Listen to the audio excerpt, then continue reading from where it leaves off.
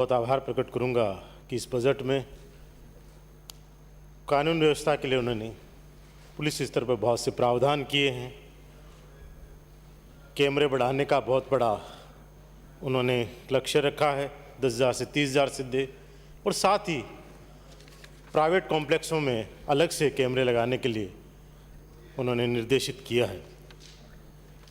भर्तियों के लिए भी पुलिस विभाग में उसका भी प्रावधान के लिए किया है, और साथ ही आज के समय को देखते हुए साइबर थाने खोलने की व्यवस्था की है। उसके लिए हम बहुत मैं धन्यवाद प्रकट करता हूँ। और साथ ही मेरे विधानसभा क्षेत्र की अगर बात करूँ तो वहाँ पहले से अतिरिक्त पुलिस अधीक्षक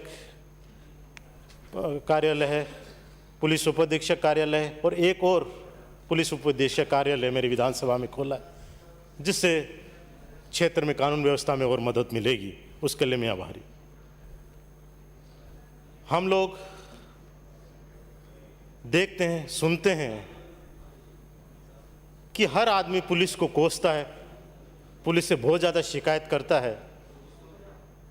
पर एक बात निश्चित है कि जिस तरह से आज मिलिट्री है तो हमारे देश की सीमाएं सुरक्षित हैं, हम सुरक्षित हैं, वैसे ही ये पुलिस है तो हमारी शांति है, हम चैन से सो पाते हैं।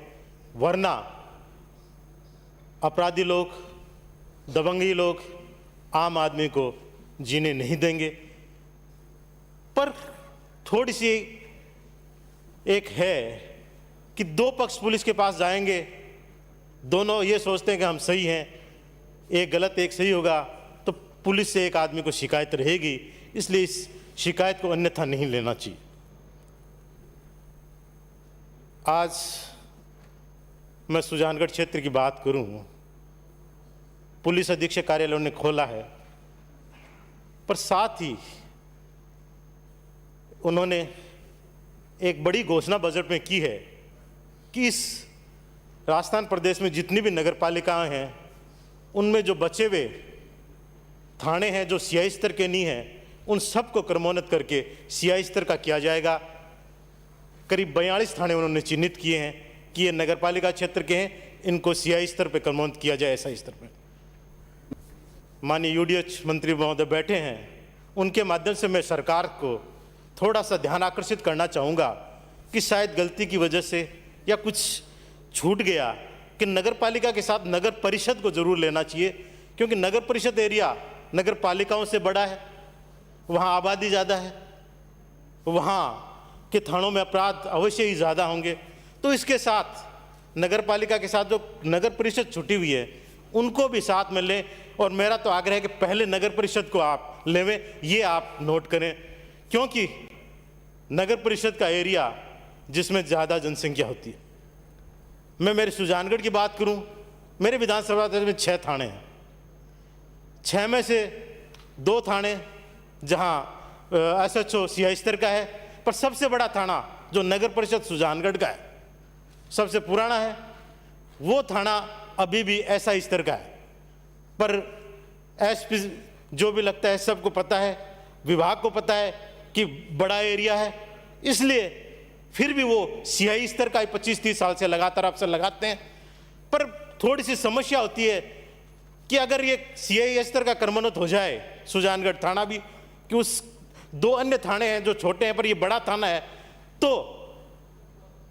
यहाँ नफरी बढ़ सकती है, स्टाफ बढ़ सकता है, व्यवस्था में वो, क्योंकि जो शहरी थाने उनमें सबसे बड़ी समस्या आ रही है यातायात की। अपन जानते हैं कि जयपुर, जोधपुर, कोटा, बीकानेर बड़े शहर हैं, पर यहाँ एसपी स्तर से लेके पूरा ढांचा एक यातायात पुलिस का अलग से सेटअप है।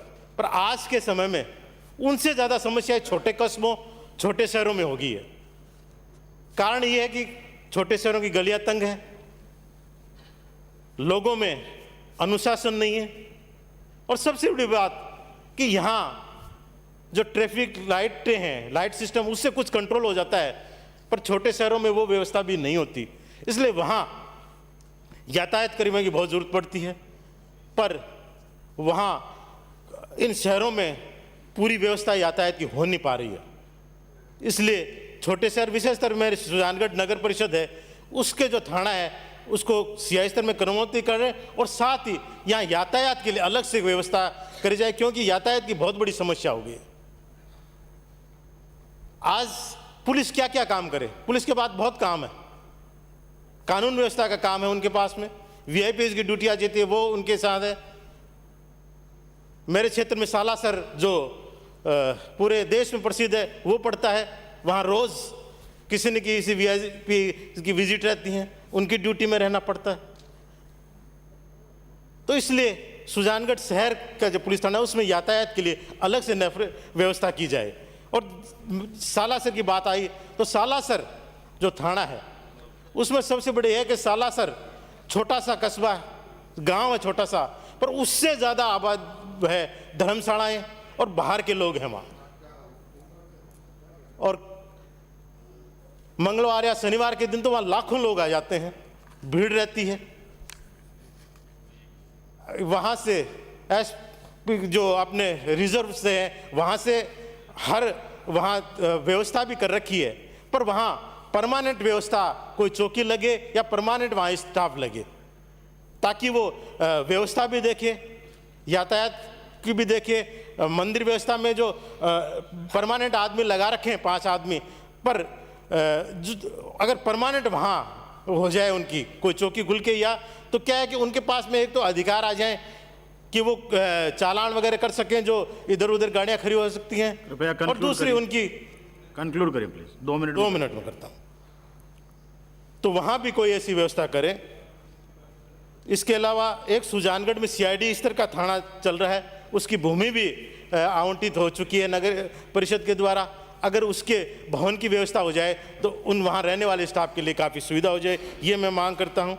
दूसरी, उप जिला कारागार जो है वो जिले में एक बनाने की बात हो रही है।